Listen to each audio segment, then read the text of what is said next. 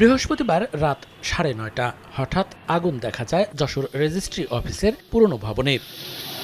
খবর পেয়ে ফায়ার সার্ভিসের দুটি ইউনিট পৌঁছে ঘটনাস্থলে। পরে ভবনের দরজার তালা ভেঙে প্রায় 20 মিনিটের চেষ্টায় আগুন নিয়ন্ত্রণে আনা হয়। তবে ততক্ষণে পুড়ে ছাই হয়ে গেছে ভেতরে থাকা সব নথিপত্র।